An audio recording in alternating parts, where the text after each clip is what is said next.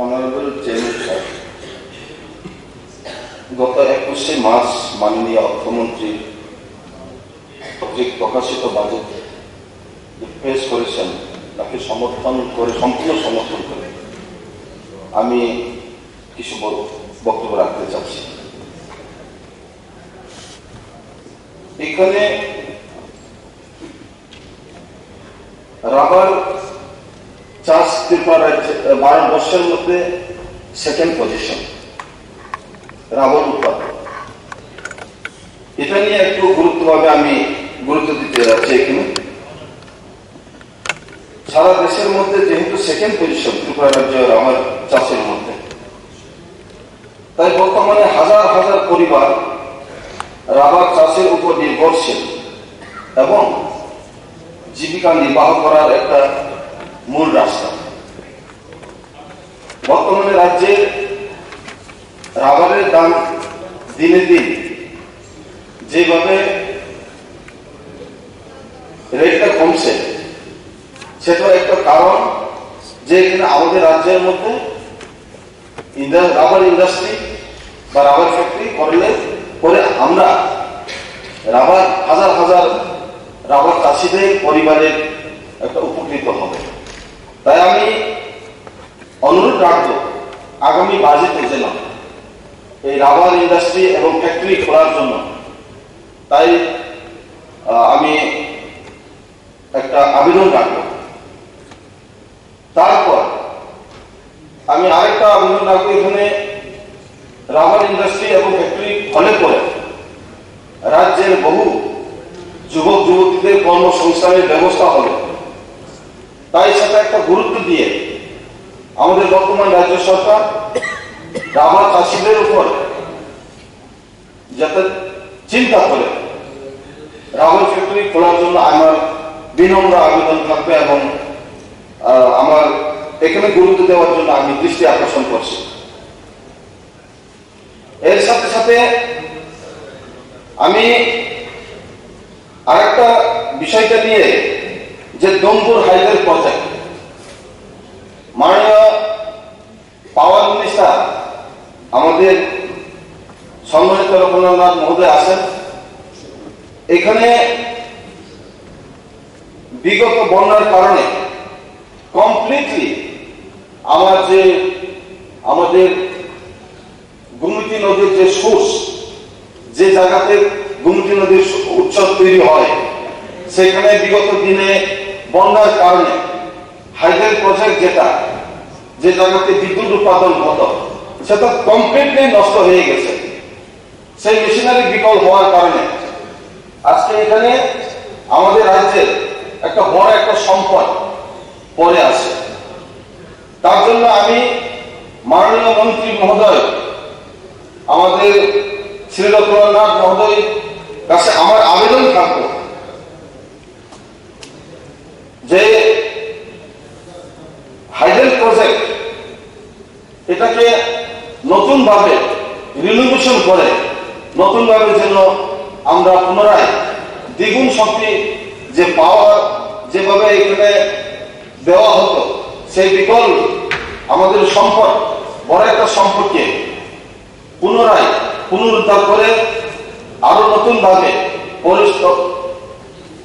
পরিচালনা করে নতুন ভাবে বিদ্যুৎ উৎপাদনের জন্য আমি আবেদন রাখবো।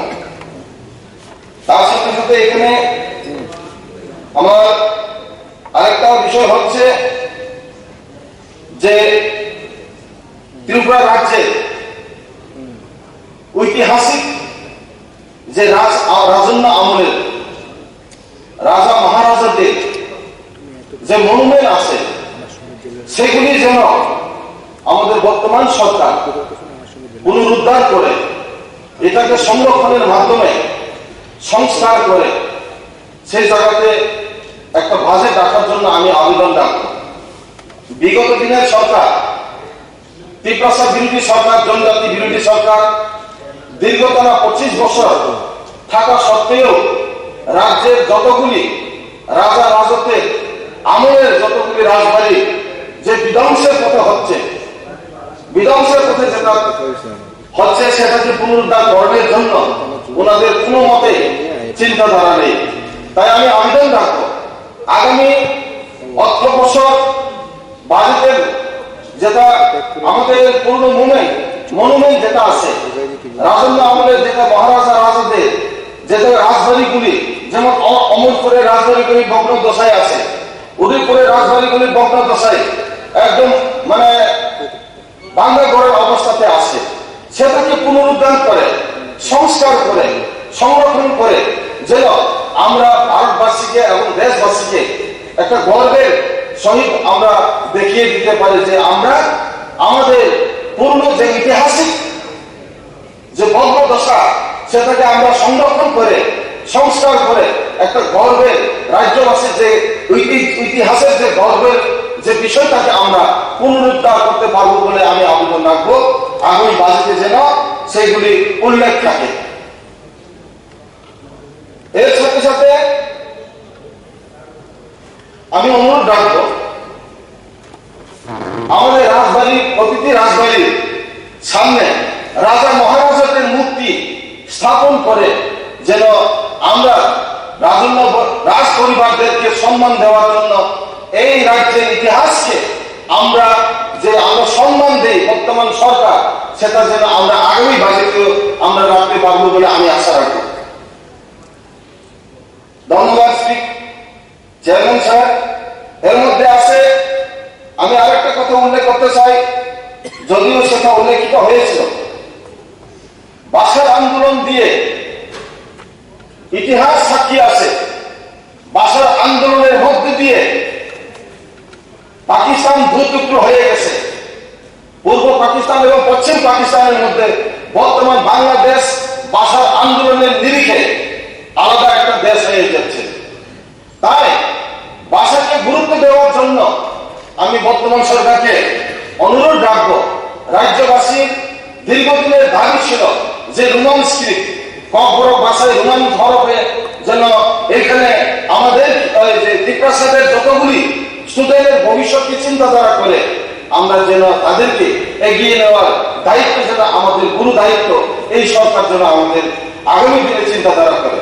তাই আমি অনুরোধ রাখবো এই ভাষা আন্দোলন নয়, গতবারে আমরা দেখছি 21 তারিখে যখন আমাদের অধিবেশন শুরু হচ্ছিল তখন সারা রাজ্যের মধ্যে ককবরক ভাষাকে রোমান হরফে পরিণত করার জন্য দিকে দিকে আন্দোলন হচ্ছিল।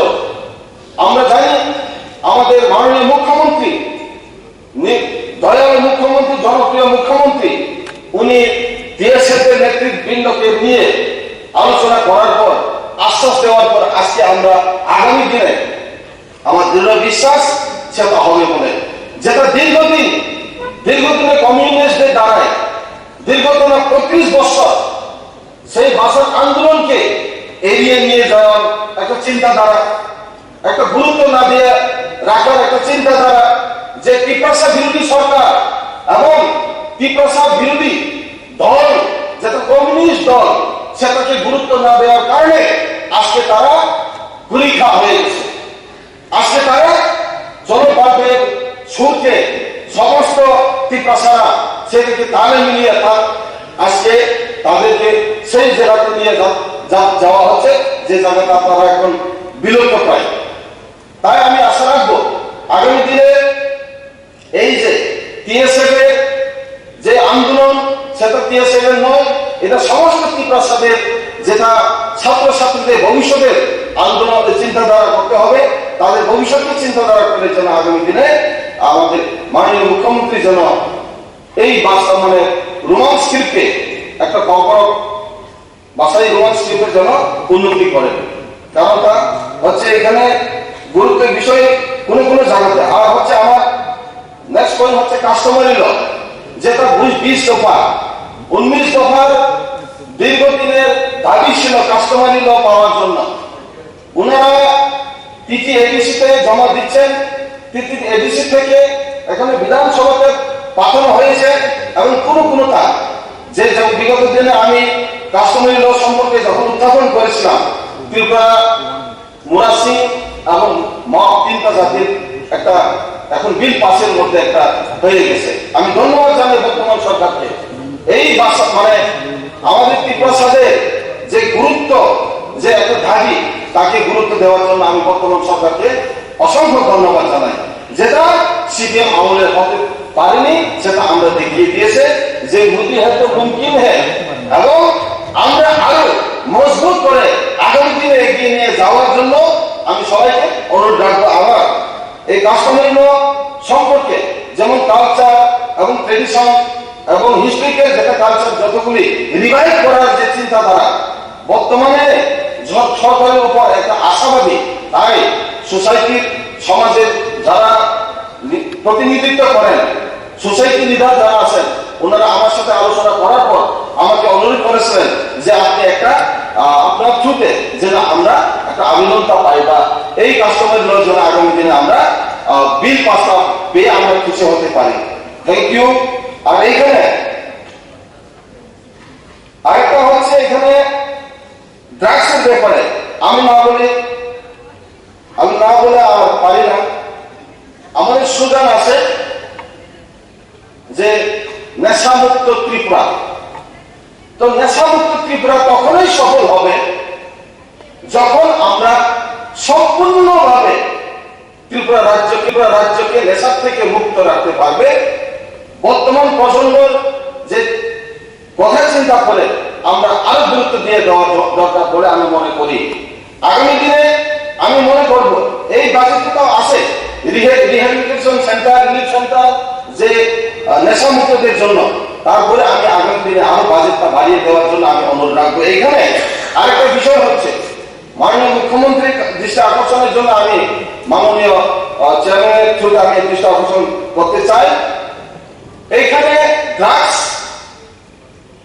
বহিরাজ্য থেকে এইখানে ড্রাগস আসছে, সেটা কিভাবে আসে সেটাকে পুরোপুরি টাইট করে ড্রাগস যেন না আসতে পারে, রাজ্যের মধ্যে প্রবেশ না করতে পারে, সেই ব্যবস্থাটুকু যেন আগামী দিনে আমাদের বর্তমান সরকারের নেতৃত্বে যদি করা হয়, তাহলে আগামী ভবিষ্যৎ প্রজন্ম এবং বর্তমান প্রজন্মের যে জীবনগুলি বেঁচে যাবে বলে আমি আশা রাখবো।